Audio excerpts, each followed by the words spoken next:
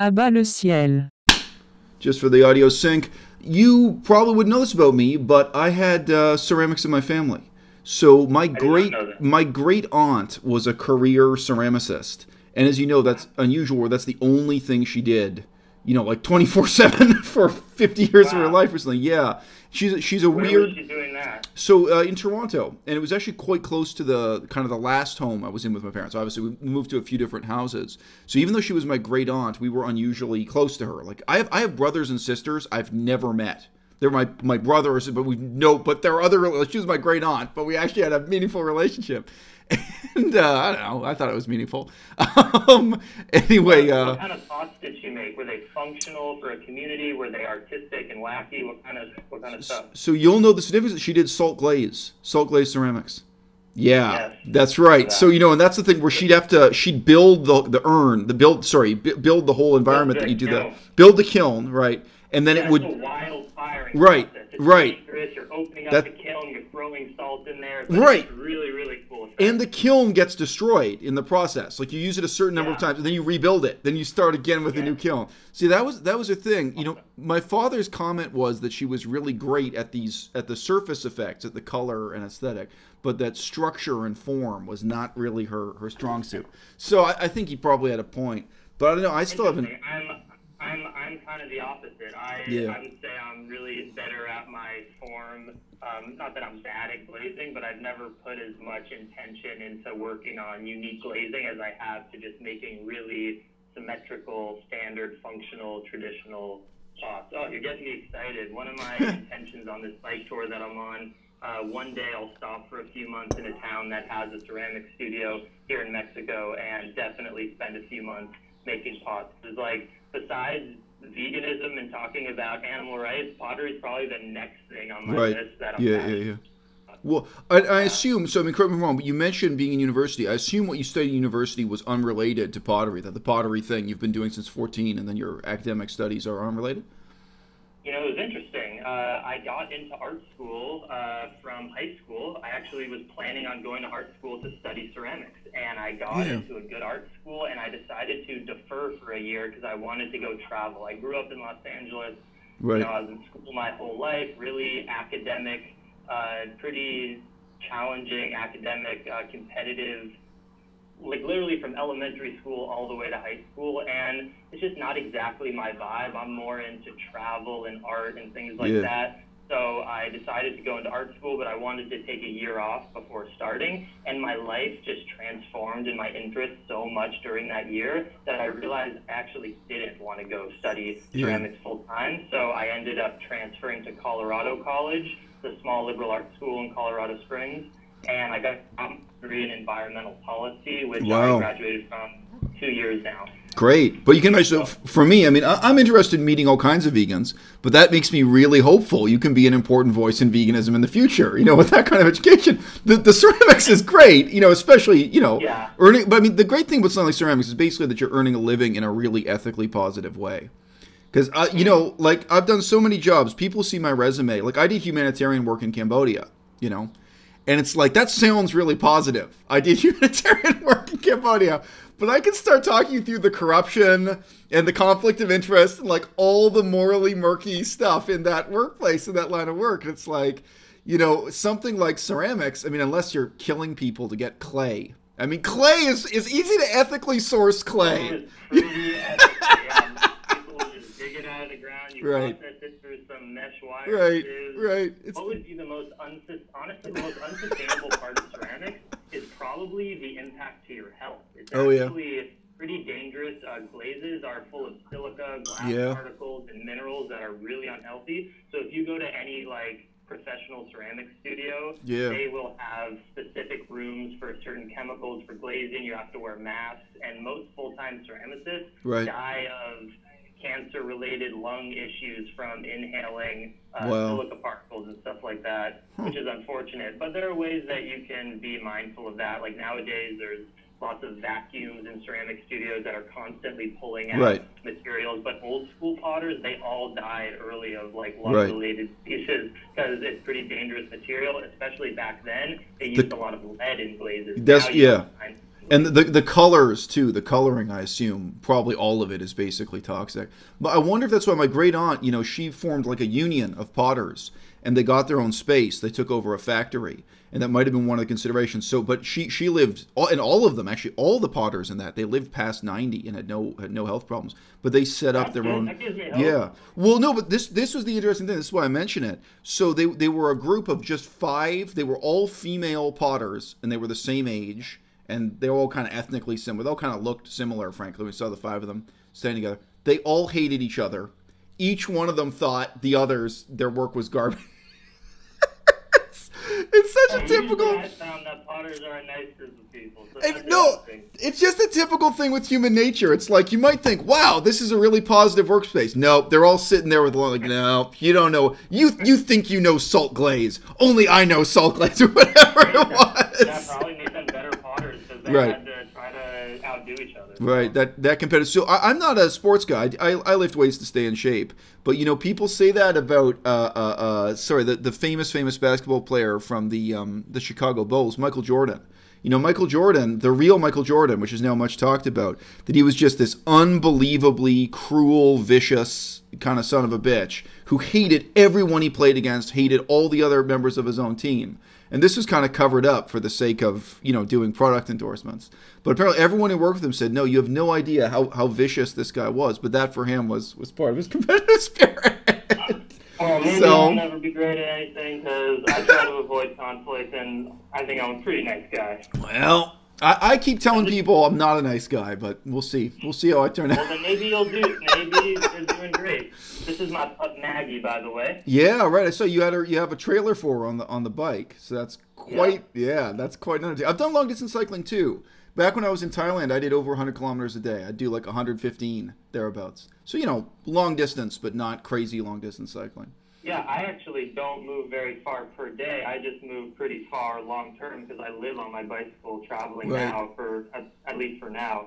But Maggie and I, on a riding day like tomorrow, we'll ride tomorrow, and we'll probably only ride 30 miles. But you have to keep in mind that my bike weighs as much as me with her in it, all my stuff, because I have my whole life on my bicycle. Right. You got a tent and everything. So no, I wouldn't do that. I can remember sometimes when I was on the bike to save weight, I'd throw my own clothing in the garbage. Like the bike trip would start with 10 T-shirts, and it would end with 6 T-shirts. You know what I mean? You get into the trip, you think, this T-shirt's got a few holes in it, or so this is looking a little worn. I don't need this T-shirt.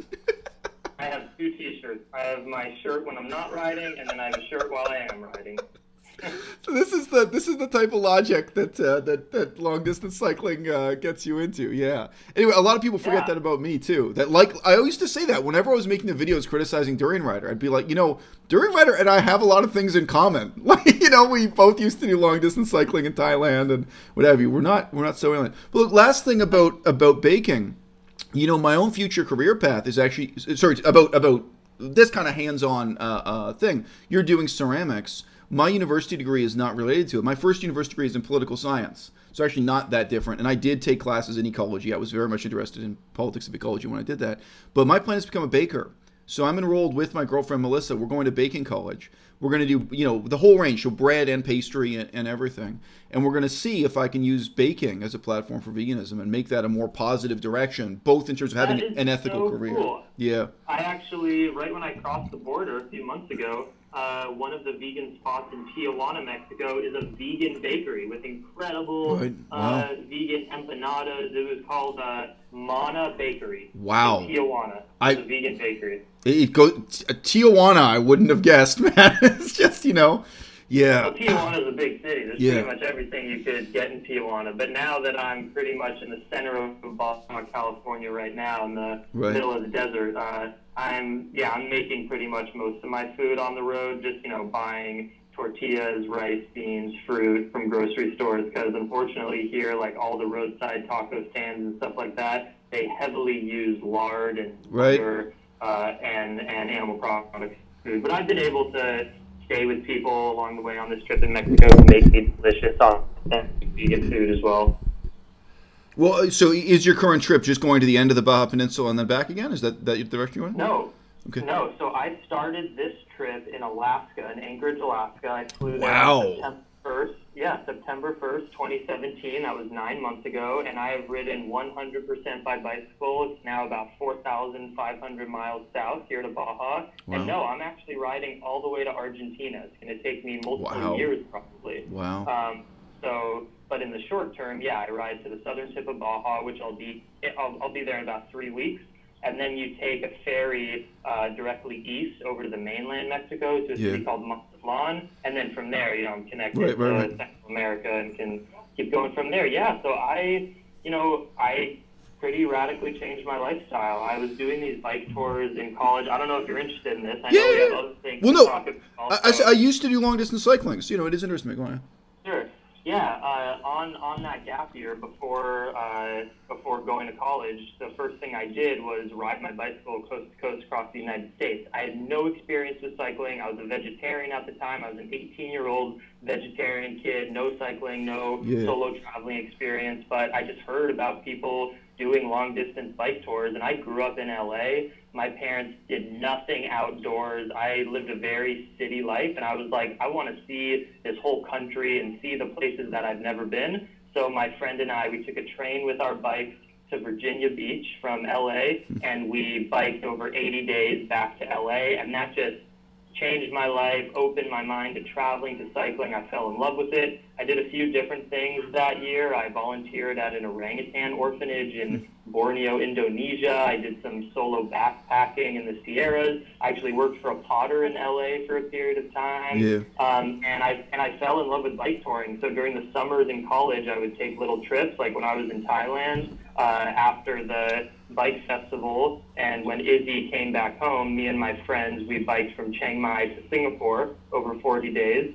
And so I just fell in love with bike touring, and I obviously started my YouTube channel my second year of college with the intention the whole time, and maybe this will disappoint you because I know you are into vegans kind of being in the academic sphere, but I don't have a future in being an environmental law. That's not, that's just not what interests me. I really want to try to just inspire people through making wild, entertaining videos. And I'm also traveling in places where people are not exposed to the concepts of sustainability and veganism. If you can think about it, on a bike tour, you have to go to every single small little town. And so that's another way that I like to advocate for the things that I believe in. But after graduating college, I moved back to the Bay Area while Izzy and I were still dating. We broke up a few months later, and then I decided I really wanted to try to make my full-time thing bike touring, making tons of YouTube videos, and trying to get supported by my viewers who follow me. Because as you know, with the kind of views that I get, I make like $100, $200 a month YouTube. But thanks to Patreon, through small donations, I have people, all over the world who are pledging $1, $2, $3 a month. And, it's been like a year now of full-time traveling off of making videos, and my life is so simple. I don't have a car payment. I don't have a rent payment. I'm really only paying for food for Maggie and I, and, we sleep outside most of the time. So I can make it work, and I really intend to continue biking like this for a number of years. And it's a different style of bike touring. You meet a lot of people bike touring who are putting out 100 kilometers a day, and their trip is 2 months long, and that's cool because most people have to go back to their jobs.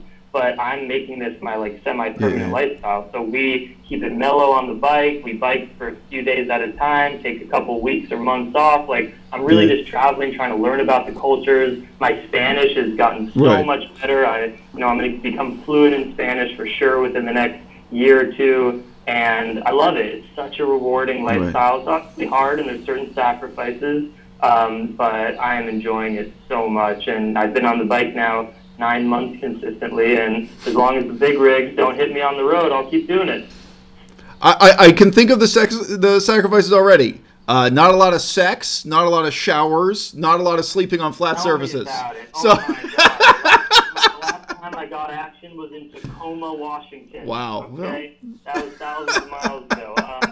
It's hard being the only white dude, dirty biker. You roll into a town, and it's hard to meet people, but it's actually one of my intentions, is to find a girlfriend and a partner who can live this lifestyle with me. Of course, I have Maggie, and it's nice to have a beating heart next to me, and we've bonded just so incredibly. She's so amazing. I'm staring at her right now, but I think but a dog's a dog, man. At the end of the day, a dog's a dog. Yeah, like I really would like a girlfriend to experience this life with me, because it is so awesome, and experiences are sort of. No, I mean, I'm an introverted dude, so I like my time alone in the wilderness. But if anyone's watching out there who would like to join me on this crazy life, maybe hit me up on Instagram. We'll see. One of my subscribers here on à-bas-le-ciel can hunt you down, man. Intersect with you somewhere in southern Mexico. Yeah. Anyway, look, just respond to something you said in passing there. You said that I'm into supporting, YouTubers kind of being in academia. I have many, many videos talking about how awful academia is, how negative my experience is, that it's corrupt and terrible and awful most of the time. And there are exceptions. You can meet people who had a positive experience at university, but they're few and far between in my generation, I'd say. So it's not really that I'm pro academia. And even the decision to bake bread for a living, it's not a conventional academic decision, or even the decisions in my past, like going to Cambodia to do humanitarian work and stuff. It's not it's not an academic path, and it's not leading me back that way or what have you. But let me know if the wind gets gnarly here. I want to make some better lighting for you, but it's cool, man. Sound is fine. Sure it's not fuzzy. No problem at all. You've been totally fun so far. Cool. Anyway, the thing is, in the context of talking to Durianrider specifically, I was talking about people and two people who had dropped out of high school because of Durianrider's advice. In some other cases, they dropped out of college. And they were bragging about it. They said, oh, wow, this guy, part of his message was hate your parents. Part of his message was drop out of school. Part of his message was that it was really easy to just start earning money on YouTube, which a lot of people went for. So this was an intoxicating combination of these methods. Yeah, I would say in general, that's bad advice. Right, sure. So in that context, I seem like the guy who's saying, hey, kid, stay in school. Which there's some truth to, but it's not like I'd say in a simple way, like getting a PhD is better than working in pottery. Pottery, I just say it's a really ethically positive field. That's one of the reasons. Like, if my daughter told me she wanted to go into ceramics, that'd probably be the first thing I'd say. It's one of the few really ethically positive jobs you can get. Whereas, a lot of work you have to lie and cheat and steal. It's part of the job. Yeah. True. I think college is a great thing, obviously, if you want to get into something academic.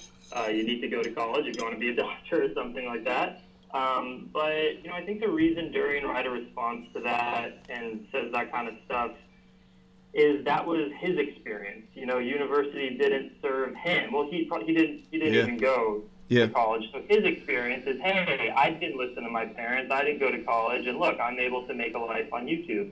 But the reality is, if someone feels that in their heart, like for me, throughout my college, I got so much more out of my university experience than just the academics. I did a lot of vegan organizing. I learned how to start clubs, and you learn so much about social interaction and how to get through a shitty class that is annoying, but how to just work hard and get through it. College teaches you so much more than just the academic nature of what you're studying. But if someone's out there who wants to do something that they can't study in college, if they really truly do want to be the most famous YouTuber in the world and college will hold them back from that, then sure, you got to listen to your heart. But I don't think if you have the opportunity financially to go to college, I don't see how that will take you further back. I started my YouTube channel while I was in college. You can do both at the same time. And so I say if you have the opportunity to and it doesn't sound terrible to you, you should do it. But also, we do live in a world, you got to be honest, that you don't have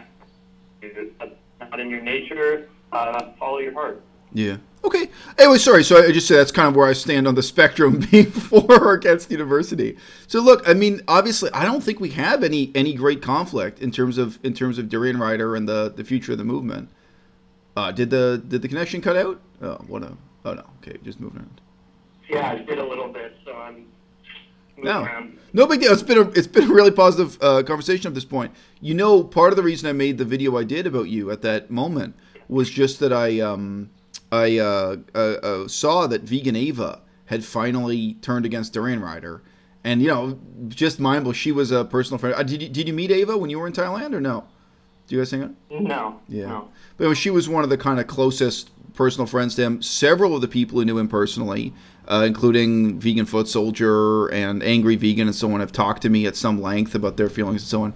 And for all of them, I mean, they felt at some stage the same way that you felt, because you just said this guy was a friend to you or he was nice to you, and they had a certain level of loyalty. And at some point it clicks. This guy is really lying about everything. Really, I barely know the guy. I would barely say there's a level of loyalty. I guess here, now that we've opened the topic, I guess I'd like a little bit my response to some of the claims and to the video. You know, my views and style of making YouTube videos have obviously changed over the years. I started my YouTube channel when I was or something, and I'm 25 now. And I understand how you would have thought, pandering, hey, maybe Durianrider's not so bad after all. He was nice to me. I totally understand from your perspective how you could see that as cowardly, because to you, you have such a strong feeling of who this guy is, because you've done extensive research and you've had pretty shitty experience with the guy. It probably caused you a lot of stress and trauma. Someone like me who's saying, wait, maybe he's not that bad, especially with the terrible things he said to Izzy, who was my girlfriend at the time, which were totally uncalled for. Did you see the video that I put out years ago, right when he said that? I came out with a video that I'm guessing you would think is not cowardly. I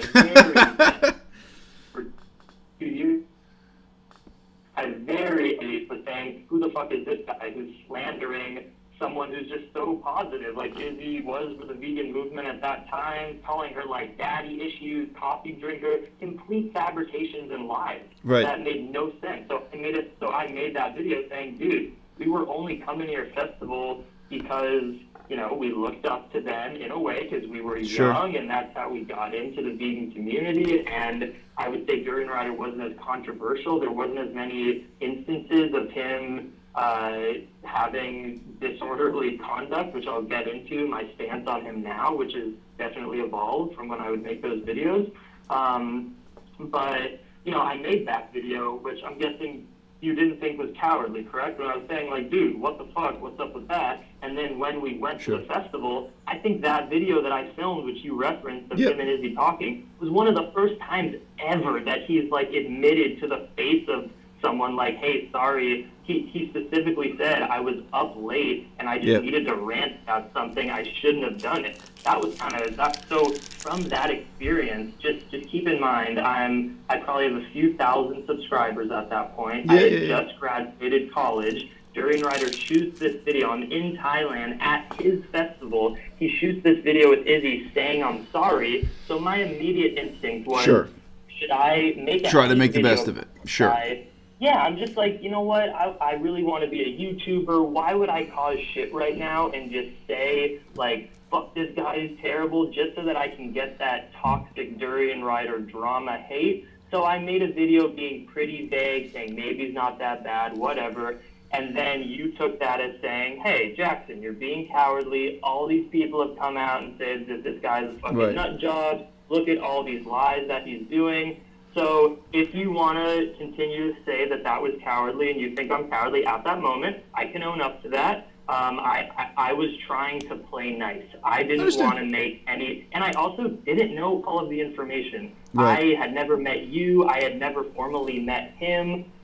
And I didn't want to come out with claims because I literally didn't have any claims. I had no experience with the guy before going to Thailand and talking to him a little. And how do we know who to trust on the internet? Why should I trust you versus someone else who I've never met? So it's confusing, and I didn't want to make a staunch video to say, this guy's a terrible guy because of this, this, and this. I just wanted to play nice. And I was younger at that time, and I can now say, and feel free if you have any questions on that. Like, I want to be as transparent and open and get everything out as possible. So if you have any questions about my feelings or experiences that I had, please ask. After I'm done, you know, with this little spiel. But I would say now, making the most modern contemporary opinion I can say right now is that based on this dude Durianrider's actions on the internet, the only kind of person that can attract this much negative energy is someone that you probably shouldn't trust. Yeah. And it's so obvious. Like, no good person who's telling the truth and only doing good things can be such a polarizing character.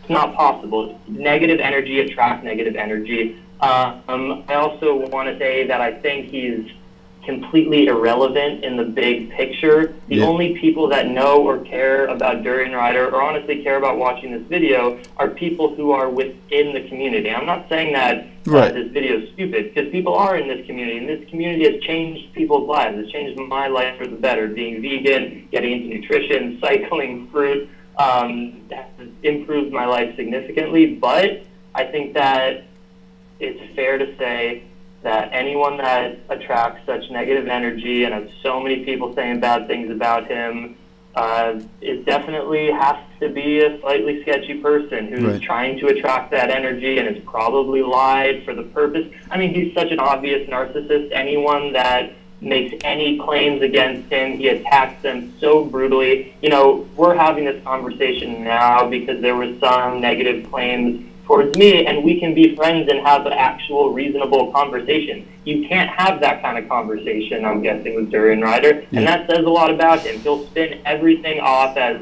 no, they're just jealous, they're just victims. Like, what are you, like, no. So I guess my stance right now is that, do I want to videos coming out and saying this guy's terrible, don't listen to this guy? I'm not going to make those videos because he's irrelevant. People that are relevant in the vegan community are celebrities, people like Moby, who are artists and have and people like Kip and Keegan, who are making Cowspiracy, who are actually putting out quality information to promote veganism and make this a better world for animals and for people and the environment. Do I think that Durianrider has veganized a lot of people and that the animals are probably stoked about that? Yes.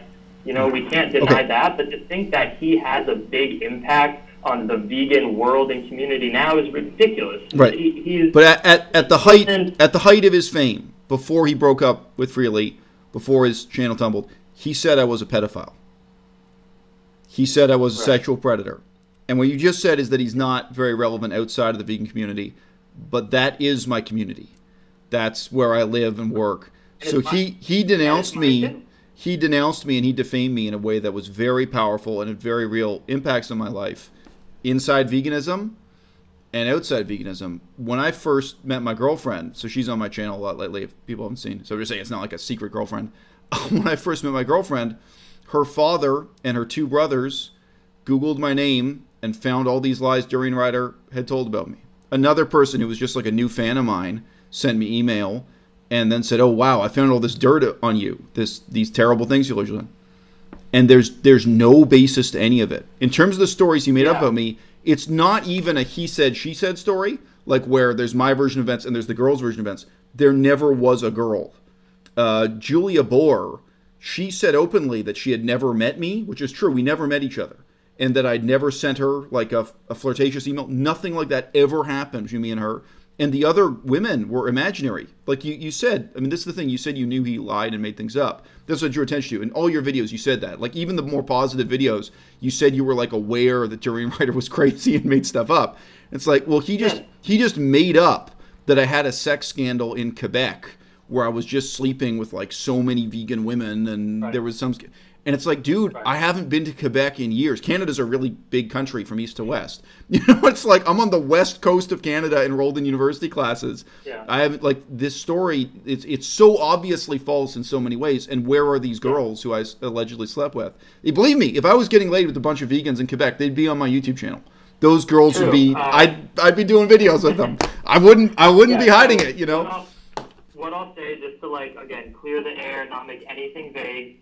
Of course, this is our first time ever meeting. You said we might have met in Thailand, and that might have happened. I don't recall that. You said it might have been for a second. Totally might have happened because everyone's all around. But this is our first time having a conversation. Yeah. I've never met you before that. I have no idea what your behavior is because we didn't know each other before. So, given that, I have zero real information because all I have to trust is you, who I don't know you personally Well, yet, okay, or right. trust Durianrider, who I also don't know. Right, but you know he lies this way. Right. Exactly. But you know he has a Obviously long track now, record, right?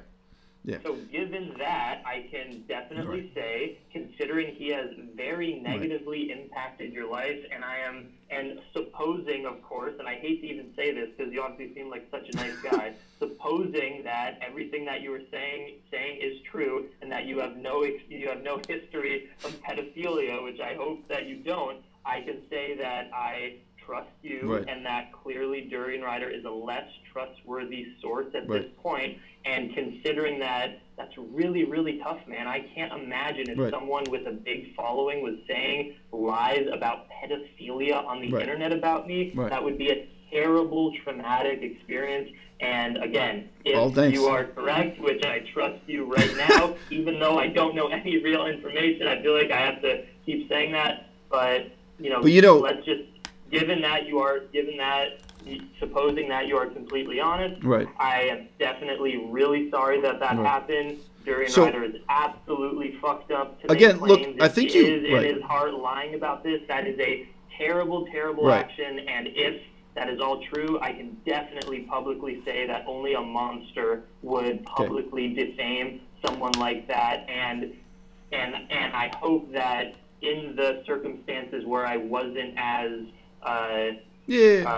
criticizing him, it's not because I was holding all this back because I was a coward and I was afraid of Durianrider. I just didn't know the information. I don't watch all of your videos and every drama video because it's hard. But look, now, given that I've seen everything and given his behavior of sorry to stoop low like this, but having different girlfriends 20 years younger than, he's just a crazy guy that you probably can't trust, and I'm really sorry he did that to you, and it's fucked up, and I can publicly say that this dude's probably just pretty whack. Right. So I really don't judge Durianrider by his private sex life, to be honest with you. To me, there are so many other... His maybe his girlfriends are truly lovely people, and that he loves them, and that's totally fine. Because I've never been a 45-year-old I mean, it's YouTuber, so I don't know what that's like. It's unseemly, his relationships with women. But there are all these other red flags of the guy. Like, so when I first talked about this with Vegan Gains, so Vegan Gains supported me. He said Durianrider was wrong and I was right, and that was a big deal because Vegan Gains was at that time the single biggest YouTube channel.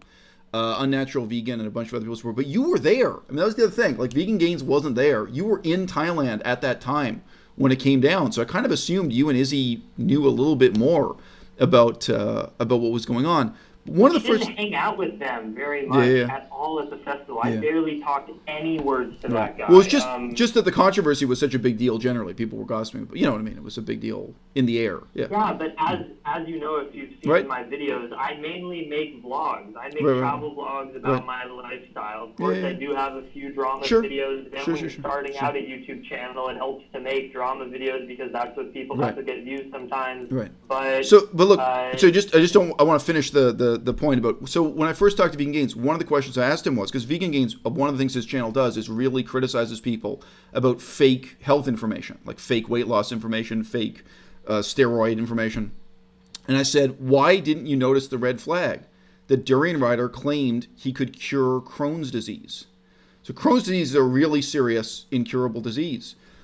And Durianrider made these contradictory claims about Crohn's disease. And again, even if you don't have someone like me criticizing them, if you just watch what he's saying, it's obvious that he's lying from the inconsistencies in what he's saying, like the self-contradictory and things that scientifically don't make sense. It's like, for you, Vegan Gains, for Richard, it should be really obvious this dude is lying, in a serious way. So there's some examples like that are completely dry, like they don't have anything to do with sex, but it's like this is a really serious red flag that this is someone who is lying and manipulating to people, whose fame is based on something negative. And then on the other hand, again, this is the side I would have thought you'd know about. Like, my interaction with Durianrider, so he didn't just accuse me of being a pedophile and a sexual predator. He said he was going to have a gang of people beat me up. He said he was going to have people stab me in Chiang Mai repeatedly. And I had to go back to Chiang Mai for the court case later. Now, already, that makes one side of the conversation a little bit less credible than the other, because I haven't said anything like that, right? Like, who's telling the truth or who's lying here? Who's threatening to have someone beaten up or stabbed? But But to be fair, just to try to be fair, he was saying those claims in response to, hey, let's beat up this pedophile, right? Right. That's the case he was making. So in his mind, which you're saying is completely a mind of lying, and again, if he was fabricating all of this, the whole thing is sketchy. Right. Well, I'm just saying it's not credible. It's not like you'd watch you saying. But anyway, so when he demanded to see my criminal record, and I was just about to start a job in China. So I actually had my criminal record check with me. Like normally I wouldn't like just have, oh, like here you go. But I did because I was starting a new job. And for that job, it was a job in a university as a teacher. You needed to have a criminal record check to do that kind of job in China. So I was like, oh, well, look, it's a funny coincidence. Yeah, here's my passport. Here's my criminal record check. I sent it to him. And he responds. And by the way, I was always willing to talk to him. I was willing to meet in person. I said, look, if you want to meet in a coffee shop, we can do that. And I said, if you actually want to kick my ass, we can meet at a boxing ring or something. Like, I don't care. But, like, if you want to talk, if you want to sell this, I'll meet with you. And I said, if you want to meet on a street corner, we can do that too. Like, I don't care. And he completely wimped out, by the way. He lost his support. See, this is the other thing. All the lies he was telling at the time. He also told all these lies about being a tough guy. That he'd been to prison, that he was such a tough guy. He used to really play that role, which, again, makes his side of the story less credible. And, like, for someone like you also, if you're just paying attention to this, it's like, there's a lot of things this dude is saying that don't add up. Yeah, I think we don't need to even continue talking about that. It's very obvious that Durianrider, okay. I mean, sure. I'll just finish this. But the point was, so he demanded. It's totally unreasonable. Like if I said to you right now, show me your criminal record, like it's just unreasonable. But I actually did it. I was like, okay, here's my criminal record, here's my passport, and he immediately wrote back and made statements on the internet and in videos and on Tumblr saying that my passport was fake. And that my criminal record check was fake. So that's how he responds to this. Like, if you give him an inch, he just tries to raise the stakes of the conflict. That's how the conflict. And like, obviously, I could talk for an hour about all the other crazy shit he did. But so it's like, so I'm here being reasonable. Like, I'm actually willing to talk this through. And dude, so I just say, I gave you the example of my girlfriend's dad and her brothers. Like, this stuff impacted my life. It's impacted employers hiring me for jobs. No, that is real, and that is wrong. Right. So I'm just saying that's the game we play, right? Yeah. Yeah, no, thank you for telling me all that information, and, it's tough because we are all, my dog's obsessed with playing fetch, so she's It's cool. It's a long time for you to ignore your dog. It's reasonable she'd want to do No, I'm not. It is. I'm not ignoring it. We're playing fetch as well, but, we are all, the world is not black and white. Durianrider loves animals. He wants to help animals. Durianrider loves to help people because I've seen him help people with which he claims about all the time. Those are positive qualities that no one could argue with. Those are positive qualities. And then he also has really, really negative qualities. Yeah. But clearly, the negative qualities that he's chosen to commit are unquestioned, like they're so far beyond the negative qualities that I would have as also just a unique person who's not perfect, to do stuff that's awesome. Then when I'm undercarved and get pissed, maybe I'll do something bad, although I am a yogi and I'm very gentle and I'm a very chill guy. Right. I don't have any criminal record at all. That's what you say. Go on, and I'm not as polarizing and negative and inflammatory with my content as Durianrider has, but it's so easy for Durianrider to claim with the backlash, like, really, but I love animals and I love helping people, and that's what he will say because people are complicated. But even with the complications of the human being, a good person doesn't make defamatory comments accusing someone of a disgusting illegal activity just because the person's criticizing their nutritional ideology. Let me ask you a question. What did you start criticizing, like just questioning his lifestyle, and is that why he got so much hate to you? Why did he start attacking you? Well, so I can tell you, the Crohn's disease thing was one turning point where I made videos pointing out that specific health claims he made were wrong. And a lot of people responded to that. So I know, like, his fans were asking about that because that was something. So this is a clear pattern of how narcissistic he is. Whenever someone just makes a video questioning something with what he says, and he's so passionate about whatever he says is right in his law because he's the skinniest and leanest and most fit one, so he knows everything. You should listen to him. you question that, and then he comes out with these accusations. Like, if we put it all together, that's just someone who's trying to beat down to a pulp anyone that argues with him. You know, you put out a video maybe questioning my behavior, and now we're having a logical conversation. Yeah. Now we're coming to a conclusion, and that's how good people react to things. Yep. I don't make defamatory and lying claims because I don't want to hurt anyone. I want the truth to be exposed. Right. And it's pretty clear behavior of really, like, debilitatingly narcissistic behavior on his part. Well, I mean, look, anyone can be vegan. Not anyone can be a leader in the vegan movement. You know what I mean? Like, I'm just saying, I'm not going to take it away. Durianrider is a real vegan. You know, I call some people fake vegans. I've had conflicts with other vegans where I said to them, honestly, I think Durianrider is a better person than you because I know at least he sincerely cares about X, Y, and Z. You know, like, there are some people who I think are fake vegans and are absolutely terrible for the movement. Yeah. However, someone like Durianrider can't be in a position of authority. He abuses that authority. He can't be in a position of leadership. And it's obvious that the little bit of fame and so on that he had, from my perspective, it's very clear he's done more harm than good. I'm not the only one. We won't go into the other cases. There are other individual people he's hurt. But again, you know, sorry, the other thing, when you mentioned, like, you kind of asked in a vague way, why did they start hating me so intensely? The other thing was I did an interview with a former follower of theirs. Her name is Leah Pramstar. So that interview is still on my channel. I think it's over an hour-long discussion. But, you know, she wasn't hating on Durianrider and Freely, but she gained a lot of body fat. She dropped out of school. She moved to Thailand. Like, you know, she changed her whole life because of their leadership. And, you know, the conversation is like, hey, this is pretty weird, huh? Like, you know, it's you know, but we're not, in that conversation, we're not slamming Durianrider and Freely, but, you know, we're talking about life. And it's pretty weird, man. like, that's the truth about the more cult-like side of it. Drop out of high school. I guess another topic I would make, and then I want to get back to just discussing, like, everything that you said in the video. And I'm not pissed about the video you made. I understand the YouTube world. I respect people making commentary about things that they don't agree about me, and then we can talk about it face to face. I think that's beautiful. But I do want to talk about some of these. Like, when you were questioning my logic of saying, like, Izzy was never vegan, I'll like, justify that a little bit, or just give you my perspective on why I said that. But do you think that Durianrider is, and again, this is all speculation because we don't know, but there's a difference between someone who's just, like, a malicious asshole who's trying to cause shit versus someone who actually has a mental disorder.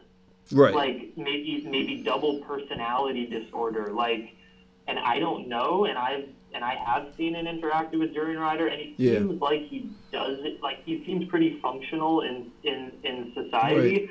But, you know, maybe he has a mental disorder or something on the spectrum of some emotional disorder that gets him to be so angry and hurt, and maybe he makes this narrative that, like, he's just such a good guy, so if anyone criticizes him, it's just so unfair because he's been on YouTube first and he's helped more people. Like, maybe he's created this narrative in his head combination with kind of a mental thing, but still, it does not... Right, you're still responsible for your actions. It does not accept, or, sorry, I'm missing a word, but it doesn't approve of the clearly aggressive, violent, and uncalled for behavior by accusing multiple people. It's not just you. I know. I'm sure there's so many people. I know. Durianrider has planned.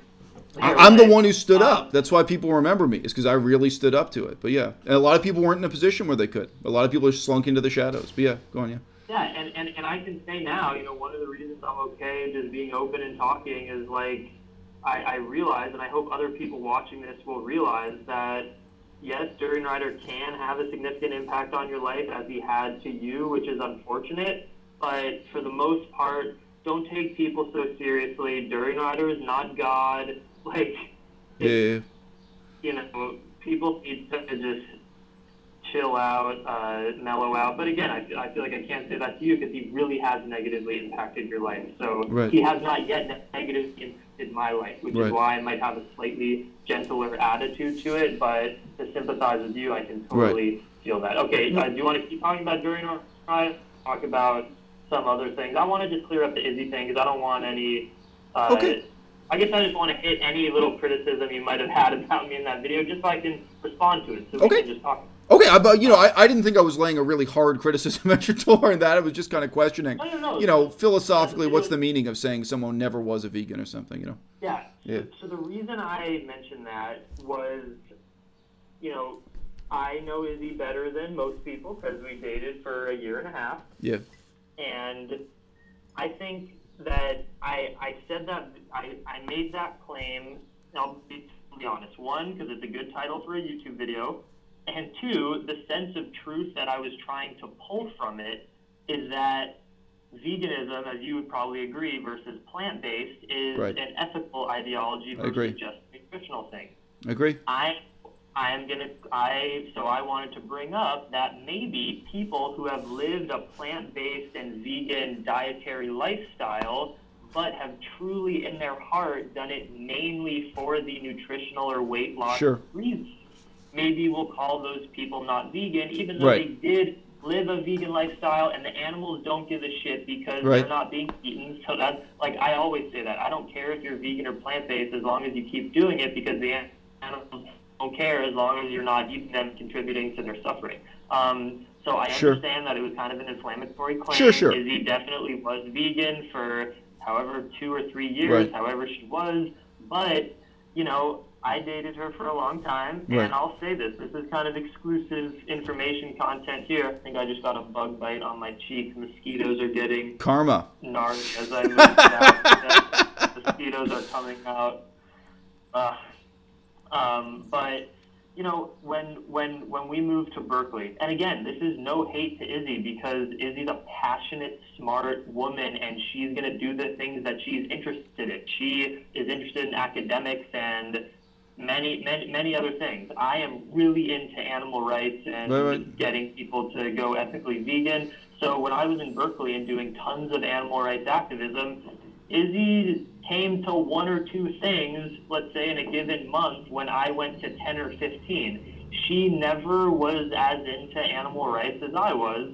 So in that video, I can make the claim that, while she did make some animal rights content, her heart probably wasn't as into the animal rights thing as it is for me and many of my vegan friends. So maybe she was kind of really plant-based. And now as we see, she's eating all kinds of animal products. And if you're truly into animal rights, I know. Who knows, I'm going to be in 10 years, but I've been 6 years vegan now, and I cannot imagine ever eating an animal product consciously for the rest of my life. So that's why I made the claim. And it's a good fucking YouTube title. Look, can I just be honest? But look, I totally see that. I think you just didn't. I think you didn't. I think you didn't flesh it out in that video as you did here. Right. I think, but I mean, look, you could make a separate video talking about it because a lot of us have been through that. My ex-wife, I was married for 6 years, and this is another reason why the Durianrider thing had such an impact. I have a 5-year-old daughter. At that time, she was 3 years old, and I'm in a divorce and custody battle. And it's like I've got people on the internet saying I'm a pedophile and a sexual predator. It doesn't just impact my employment, impacts my divorce and custody situation.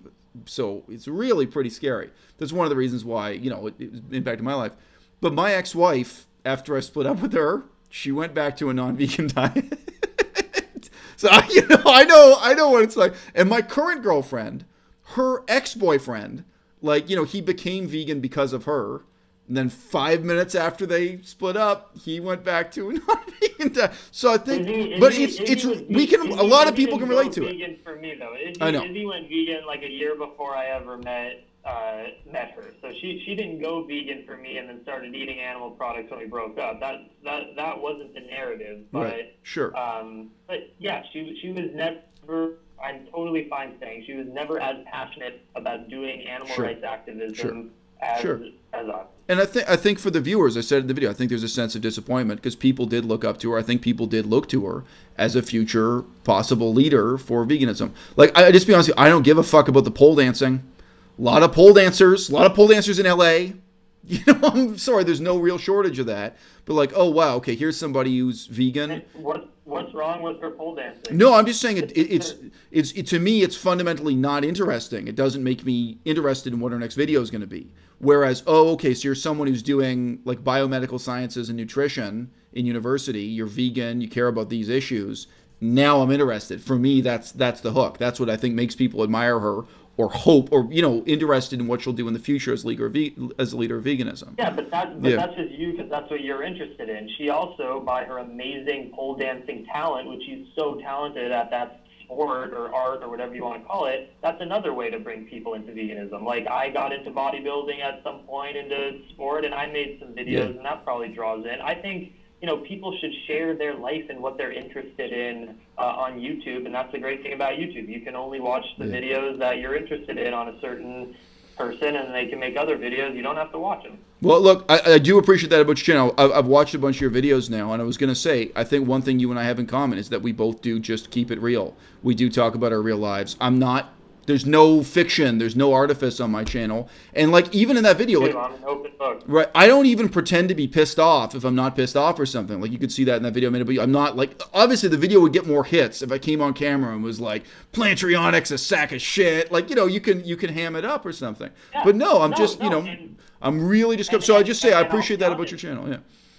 Yeah, and I see how you could have seen those actions as cowardly, but I hope now that you can get a little bit better perspective on, at the time and being in Thailand, why I didn't become a person who was just like, fuck Durianrider, like, blah, this is my staunch perspective, because it's just not my style of making YouTube videos, and I didn't want to cause a bunch of shit. But now, like, I am so proud and happy with my life. I'm doing awesome stuff. I don't make drama videos, and I'm okay completely speaking my mind about that. So, do you still think I'm a coward? No, but I think there is. I just wanted to make sure.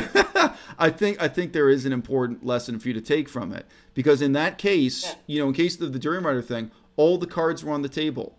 And like I say, even people who really knew him personally, even people who support him, like the guy from the Glucose Network, Abdullah Zainab, or Vegan Ava, or Foot Soldier, even Vegan Gains. Vegan Gains was friends with Durianrider and a supporter of Human Freely.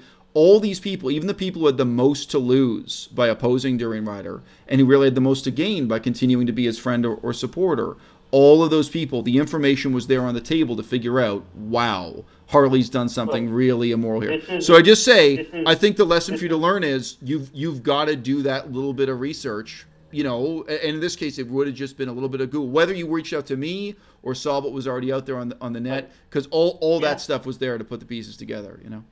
Okay.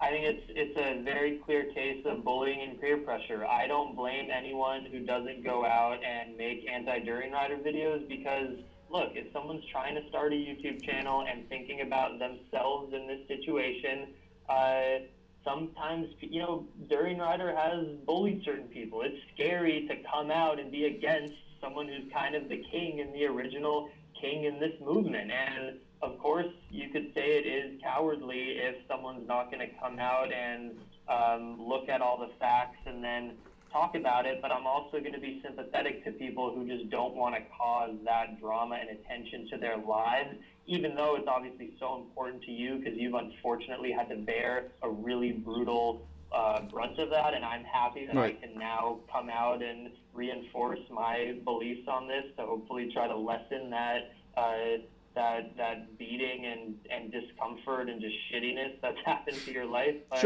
I'm also sympathetic to people that are scared to make videos about it, because they feel like if I go against this bully is going to go and beat the shit out of me online. And that's also, Durianrider should think, is that really the reputation that he wants to have, of silencing people of how they think in fear that he's going to bully them? Again, that's not a person that you want to look up to. You want to look up to people like this who you can just have open, logical, reasonable conversations with. You know, bully mentality is not a nice thing, and I can say that I felt that form of bullying. I didn't want to make a video against Crazy Dude because I didn't want to feel the brunt of it. But again, I was younger at that time. I understand. I just say I think the lesson for you to take from it is what you actually said in your second video that has my name in it, where you talk about the situation. You kind of say all these bad things about Durianrider, that you know he's a liar. You say he's totally discredited himself. You said, if this is untrue, and you know it's untrue, if this is untrue, Durianrider's totally discredited himself. Right. Right. Sorry. Just let me finish the sentence. I don't know anything. Right. But you could have known. No, but really it was knowable. Really, everyone figured it out except you. really, you were one of the last people to figure it out because there were so many obvious signs this was false. Okay. But you know, say, well, if you put the pieces together, it is very clear who is the liar and who is. But again, even if you just examine his statements, the lies are quite obvious from one side only. And you could have reached out to me, or whatever. You know, and all the lies he told about the court case, one lie led to another with this guy, and it was all equally false. But, you know, you said, well, so I never thought about reaching out to you because, again, I just didn't want to attract that kind of stuff. To be completely honest, I never went to bed at night thinking, like, I know, but this guy? You did, I know, but you did, you did make, I know, but you did make 2 videos, you know, taking a stand on this. You did. Just saying. So it's not like you chose not to talk on it. You did. And one of them's a long video, and one of them's a short. But I'm just saying, you did take a stand on this, and you were wrong. You took the wrong stand. But look, just sorry to finish my sentence. I'll be 100% honest. I made so many videos, I don't even exactly remember, but I completely am trusting 100% of what you're saying. Right. Anyway, I've got the I probably made a stance on it, and I was like, I just won't talk to this guy. I'll just I think. And of course, if you want to be as logical and scientific about it, if you make a stance of something, you should probably talk to both sides, and that is totally real. I never did reach out to you. Or like I say though, but I think even if you had just looked at the threats of violence he made against me, your opinion would have changed. Like even if everything else the same, if you just knew this guy threatened to have me stabbed, beaten up by him, would probably have changed your perspective. But look, sorry. So the sense I was in the middle of it was just saying, what you did in that video was you said, okay, if Durianrider's lying, and again, anyone wants to knows that he really is lying. If Durianrider's lying, then he has no credibility. He's a terrible person. And then you say, but my personal experience with him is positive. I think he's a funny guy. He's a nice guy. So, you know, I'm still positive. But this is my point. I think the conclusion you have to make is, in life, going ahead, that's not really a solid basis for that kind of judgment. You know, with anybody or with anything, you can't just say, well, and a lot of people are in this position with Donald Trump, right? Your current president of the United States. He's been in show business for so long. There are a lot of people who could say, oh, well, you know, he's a nice guy. I met him at a party. I shook his hand. That's not really what we're talking about. You know, the question about whether or not, it's a great comparison. And I think face to face, probably Donald Trump is a nice guy to have a conversation with. He's funny. He's relaxed. He's been in television for a long time. I make a lot of political videos. I'm a big progressive liberal guy. You're right. That is a really great analogy. Just because someone is nice to you, even if they've done actions that you completely... Even your whole circle of friends. Donald Trump's hung out with, 6 other people who've hung out with Donald Trump, and they all say he's a great guy. But, you know, at the end of the day, the question is, can poor people get health care? Yes or no? You know what I mean? That's kind of the question. Okay, great. So, dude, we're coming up to 1 full hour. It's been wonderful talking to you. And look, I hope, honestly, long term. You want to bring up anything? Do you have any other questions? Dude, I think we should put a pin in it now. But it's been great talking to you. And I am really genuinely open to cooperating with you in future. I also am really passionate about the future of the vegan movement. My bicycle riding days are in the past. But, you know, I do also travel. I'm going back and forth to France about 2 weeks from now and so on. Whether we can actually meet in person or whether we can just exchange useful information about, vegan events and activism and what's happening, I am in this long term. And, I whether you settle down eventually in Los Angeles or Portland or wherever you end up. Definitely not. Definitely not Los Angeles again. But look, believe me, I really am out here trying to recruit talent and contacts for the movement. Not for my YouTube channel, not for my ego. I really, all that's pretty minor. But if there's something positive that can come out of this for the future of the movement, that's ultimately what motivated me to get on YouTube and stay on YouTube in the first place. So it's been great talking to you. And yeah, if anyone is interested, are you still recording or no? I'm still recording. Okay, yeah.